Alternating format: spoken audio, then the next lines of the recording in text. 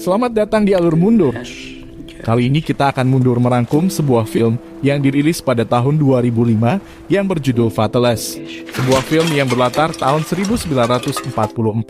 Diadaptasi dari sebuah novel autobiografi karya Imre Kertész, seorang novelis peraih Nobel berkebangsaan Hungaria.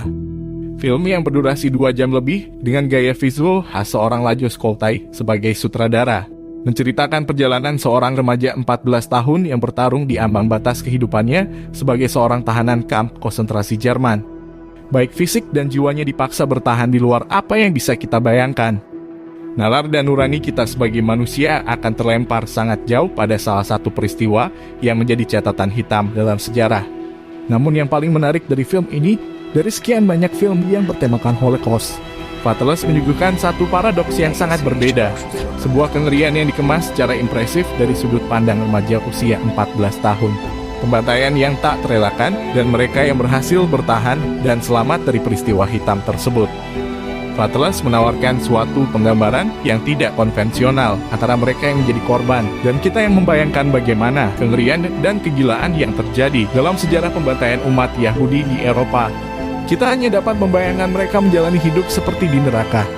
Namun bagi Koltai sang sutradara film, ia seperti mengatakan kepada kita, lihatlah remaja itu. Ia berhasil pulang dari neraka. Oke, tanpa menunggu lebih lama kapan tanggal gajian atau menunggu kapan waktu yang tepat untuk melupakan mantan. Mari kita langsung menuju alur cerita pasang telinga Anda ambil sikap rebahan dengan sempurna. Tapi sebelum itu alangkah baik kita semua berdoa agar terhindar dari godaan apem wikiwik dan indahnya kata bercocok tanam. Jaga pasangan Anda, jauhi narkoba, perbanyak subscribe, like, share, dan nyalakan juga tanda loncengnya.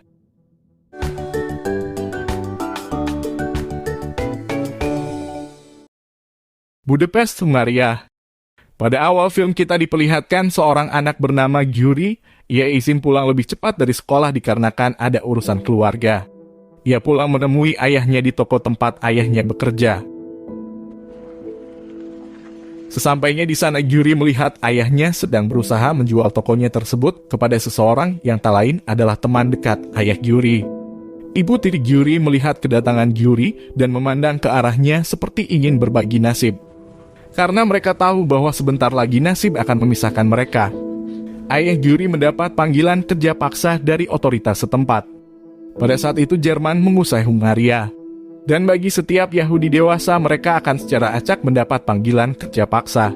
Mereka bertiga pun beranjak pulang. Gyuri berjalan di belakang sambil terus membayangkan nasib ayahnya. Sesampainya di rumah, Gyuri masih nampak terlihat lesu memikirkan hal tersebut. Ayahnya lalu berusaha menenangkan Gyuri. Beberapa waktu kemudian, hari perpisahan pun tiba. Terlihat keluarga besar Gyuri berkumpul untuk melepas kepergian ayah Gyuri dengan pelukan terakhir. Karena dalam hati, mereka semua tahu bahwa sangat kecil kemungkinan ayah Gyuri akan bisa kembali pulang dalam keadaan selamat. Di sebuah ruangan terpisah, sang ayah menemui Gyuri lantas mendekap erat tubuh anak laki-lakinya itu. Gyuri hanya termangu kosong dalam pelukan ayahnya, menatap hampa ke sudut hatinya yang terdalam.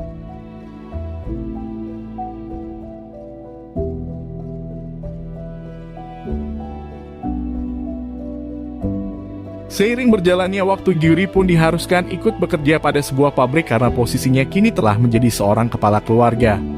Keesokan harinya, seperti biasa, Gyuri berangkat bekerja menaiki sebuah bus. Namun di tengah jalan tiba ada seorang polisi yang menghentikan dan memerintahkan kepada setiap penumpang yang memiliki tanda bintang Yahudi untuk turun. Lantas polisi tersebut mengumpulkan setiap Yahudi yang ia temukan. Mereka dikumpulkan pada satu rumah tanpa sebuah kejelasan dan alasan mengapa mereka semua diberhentikan dari bus. Beberapa waktu kemudian datanglah pria yang mengaku sebagai mandor pabrik yang merasa kehilangan para pekerjanya yang ternyata ditahan oleh polisi yang bukan oknum. Mandor itu menegaskan kepada polisi untuk segera melepaskan para pekerja. Akan tetapi polisi itu balik menyampaikan dengan formal dan tegas dengan nada yang sedikit mengancam. Seperti gaya khas polisi yang kita kenal, bahwasannya ia hanya menjalankan perintah dari atasan. Merasa percuma dan mustahil baginya untuk menentang perintah otoritas setempat, akhirnya mandor itu pun pergi. Selang beberapa waktu kemudian rumah itu pun dipenuhi oleh banyak Yahudi yang dipaksa turun dari bas mereka. Mereka semua sama-sama bingung dan merasa tertekan akan ketidakjelasan yang mereka alami. Terlihat Gyuri duduk dengan muka datar, seperti biasanya temannya sempat menawari join rokok, tapi Gyuri menolak.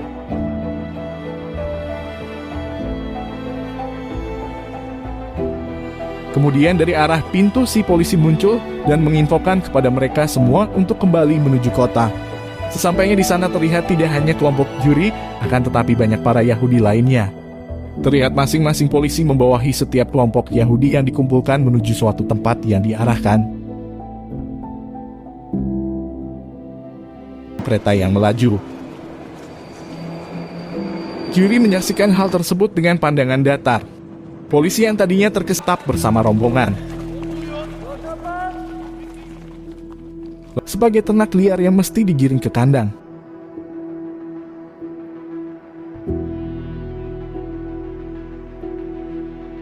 Keesokan paginya mereka kembali dibariskan dan dipaksa satu persatu untuk menyerahkan barang berharga miliknya. Termasuk Gyuri yang menyerahkan jam tangan G-Shock miliknya. Hari berikutnya di sebuah stasiun, di bawah guyuran hujan mereka, semua terlihat menunggu sambil termangu, bersandar pada dinding nasib mereka yang perlahan mulai runtuh.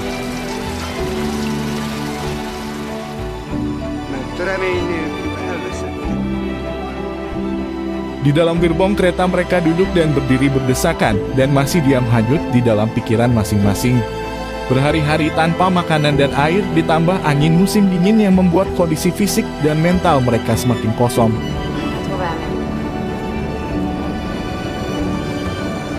Tak terasa 4 hari perjalanan tanpa mereka tahu kapan dan di mana kereta akan berhenti. Terlihat kondisi mereka yang semakin memprihatinkan dan hanya mampu pasrah. Tak lama kereta perlahan melambat. Gyuri yang tadinya tertidur dibangunkan oleh temannya. Kemudian Gyuri mengintip ke dekat jendela memeriksa di mana lokasi kereta berhenti, apakah stasiun Senen. Ternyata bukan. Auschwitz-Birkenau, di sana kereta berhenti dan mereka semua diturunkan. Dibariskan. Dipisahkan antara laki-laki dan perempuan. Dikelompokkan berdasarkan usia.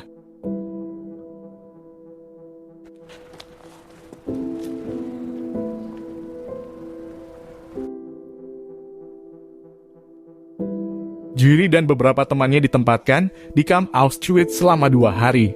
Terlihat pemandangan di area kamp yang begitu muram. Langit dipenuhi kepulan jelaga hitam dari cerobong-cerobong asap yang terus mengepul. Bau hangus dari kulit yang dibakar memenuhi udara di sekitar kamp. Mereka mengenang salah satu teman mereka yang kini terpisah, si Yahudi kecil berkacamata. Entah takdir macam apa yang bakal menanti di depan berakhir di krematorium atau mati mengenaskan dengan lubang tembak di kepala. Kemudian scene berpindah memperlihatkan Gyuri dan kelompoknya dipindahkan dari Auschwitz ke Buchenwald, sebuah kamp konsentrasi yang terletak di pedalaman hutan Bis Jerman. Di sana mereka didata ulang, diberi nomor tahanan sebagai identitas baru.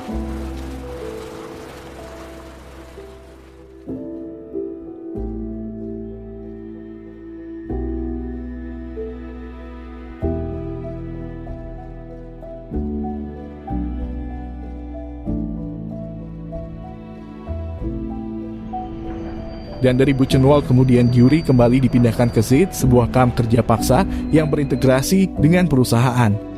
Di sana Gyuri terpisah dengan beberapa temannya. Tidak hanya Budapest, banyak tahanan dari wilayah lain yang tentu tidak bersalah berakhir dengan nasib yang sama. Satu-satunya kesalahan mereka adalah terlahir sebagai Yahudi. Namun mereka tidak merasa ciut akan iman mereka. Nampak mereka dikumpulkan di sebuah tanah lapang, seorang petugas terlihat memberi arahan. Dan dari arah belakang, seorang pria tiba-tiba mengajak Gyuri mengobrol. Namun selang seketika hal tersebut diketahui oleh si penjaga, dan kontan Gyuri pun telah mendapat satu tamparan yang membuatnya tersungkur dan mimisan.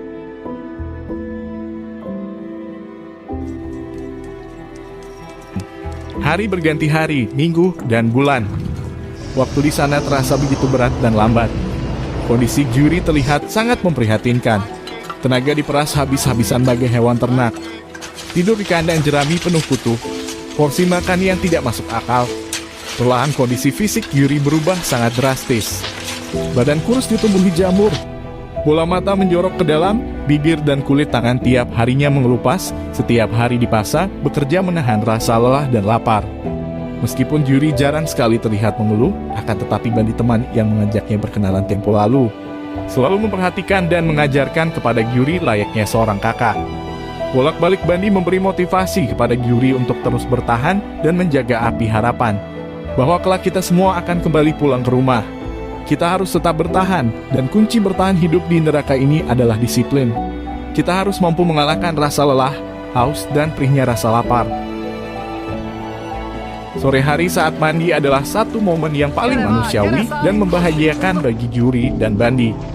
Mereka sesekali bermain dan bercanda di bawah pancaran sinar matahari sore yang indah. Malam hari sebelum mereka tidur, sekali waktu Bandi berbagi potongan kisah berharga dalam hidupnya.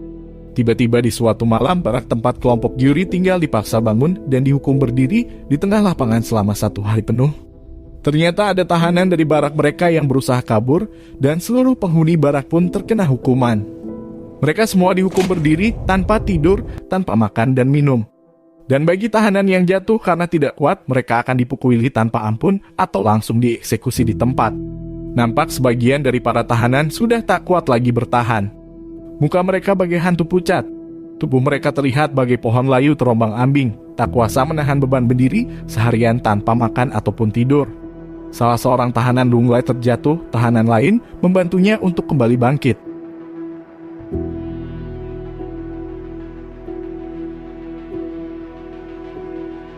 Dan akhirnya mereka pun dibubarkan dan langsung dipaksa bekerja. Sungguh puncak penderitaan yang tak kunjung selesai. Di sebuah siang Gyuri terkecoh melihat Bandi seperti sedang memakan sesuatu. Tapi ternyata Bandi hanya berpura-pura.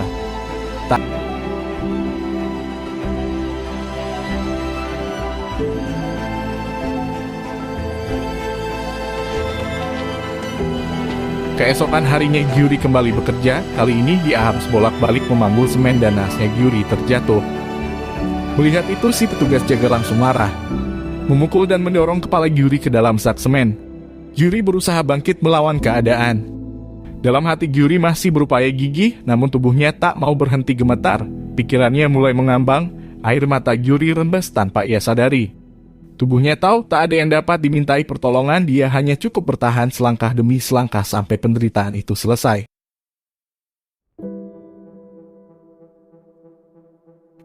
Dan memang di Camp Sage tiada hari tanpa penderitaan. Lagi-lagi mereka dikumpulkan berdiri di tengah lapangan, kali ini untuk menyaksikan hukuman gantung para tahanan yang kemarin mencoba. Mereka menyaksikan 3 orang tahanan yang tetap dibiarkan menggantung meski telah mati. Mereka dipaksa menonton sampai larut malam sambil tetap berdiri dan mendoakan.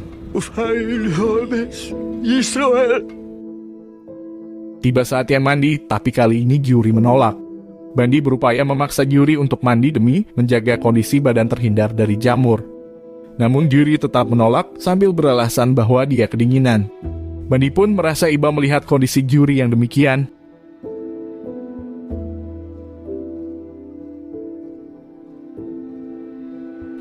Terlihat para tahanan sedang dikumpulkan. Gyuri sudah 2 kalinya terjatuh. Dan tiba saat petugas membubarkan, Gyuri kembali terjatuh. Bandi dan beberapa teman Gyuri mengajaknya segera bangkit supaya tidak memancing kemarahan petugas. Namun Gyuri berkata tidak bisa sambil menunjuk kakinya. Bandi pun memeriksanya dan ternyata selama ini Gyuri telah menyembunyikan pembengkakan pada lututnya. Gyuri pun akhirnya dipapa oleh Bandi dan lainnya, membawanya ke tenda medis. Selang beberapa waktu Gyuri dipindahkan diangkut ke sebuah truk, dimandikan, lalu ditempatkan di sebuah barak khusus yang menampung para tahanan sakit. Gyuri akhirnya diperiksa, ditangani oleh seorang dokter, tumitnya dibedah dan dikembalikan ke tempat semula.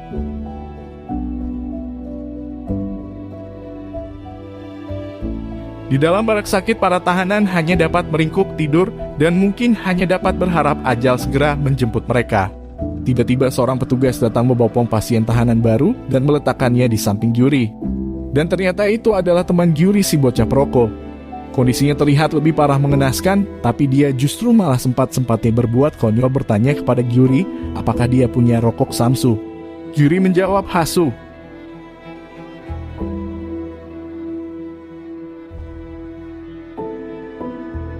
Pagi harinya petugas berkeliling membagikan sarapan, Gyuri pun makan dan sebelum akhirnya Gyuri menyadari temannya tidur, di sampingnya telah mati. Pada situasi itu Gyuri mengambil keputusan untuk tetap membiarkan temannya seolah tertidur sehingga dia dapat jatah makan tambahan. Namun di hari kedua petugas makanan mengetahuinya bahwa pasien di samping Gyuri bukan tertidur, melainkan telah mati. Namun di luar dugaan si petugas tetap memberi jatah lebih kepada Gyuri. Setelah ditangani dokter, bukannya pulih. Makin hari kondisi Gyuri semakin memburuk, lukanya kini mengeluarkan belatung. Wajahnya terlihat begitu payah dan pucat. Kondisi Gyuri semakin melemah tak berdaya, sampai akhirnya Gyuri pun dipindahkan. Di sebuah tempat, Gyuri hanya dapat terbaring pasrah di tanah. Terlihat dua orang petugas sedang sibuk menggotong mayat. Gyuri menatap kosong ke arah langit sebelum akhirnya si petugas meletakkan tubuh Gyuri ke atas gerobak dan membawanya ke sebuah ruangan. Di sana Gyuri sempat merasa bahwasannya ruangan tersebut adalah ruangan gas. Dia pun terlihat sangat cemas ketakutan, namun seorang petugas menghampiri dan mengatakan akan membantu memindahkan Gyuri ke tempat nyaman.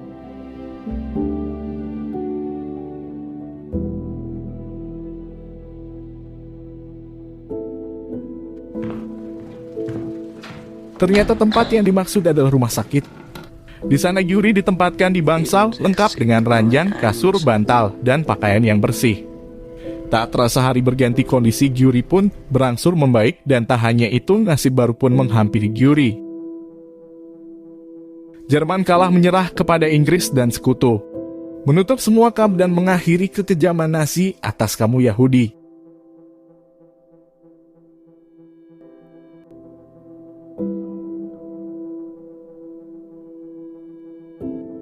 Di hari kepulangan, Gyuri ditanya oleh salah seorang perwira Inggris. Ia terkesan pada Gyuri akan kemampuannya berbahasa. Gyuri mengatakan dia akan pulang ke kampung halamannya di Budapest. Gyuri pun pulang bersama satu rombongan menuju Budapest. Mereka melewati sebagian wilayah Eropa, menyaksikan kota-kota telah berubah hancur akibat perang. Rombongan singgah dari satu kota ke kota lain karena perjalanan pulang menempuh jarak cukup jauh. Di sebuah tempat yang pernah diceritakan Bandi, tiba-tiba Gyuri memilih untuk berpisah dengan rombongan dan mencari alamat rumah Bandi. Sesampainya di alamat yang dituju, Gyuri bertanya perihal Bandi kepada pemilik rumah. Akan tetapi pemilik rumah mengatakan Bandi belum juga pulang. Sejenak dalam hati Gyuri memastikan kemungkinan bahwa Bandi telah meninggal. Lantas Gyuri langsung beranjak pergi tanpa meninggalkan sepatah kata. Sesampainya di Budapest, Gyuri langsung pulang menuju rumah ibu tirinya. Namun ternyata rumah tersebut telah ditempati orang lain.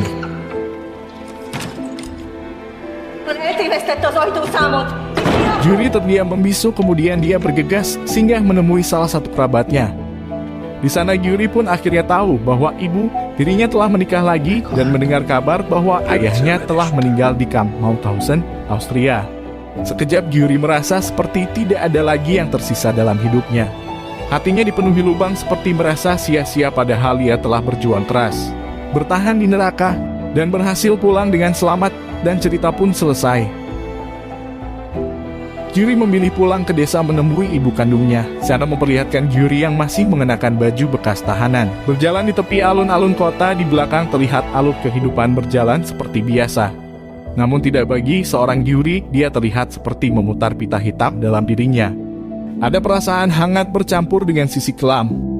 Perihal hidup dan penderitaan terkadang hanya cukup dijalani. Banyak pesan yang bisa kita ambil dari film ini karena sebaik apapun rekap cerita dari sebuah film, lebih baik jikalau Anda menonton film tersebut secara utuh. Karena masih banyak pesan yang tidak cukup diwakili oleh bahasa. Dan film adalah satu rangkaian bahasa paling nikmat jikalau ditonton bareng pacar. Loh kok pacar? Yo, terima kasih, sekian dan salam kopi santai.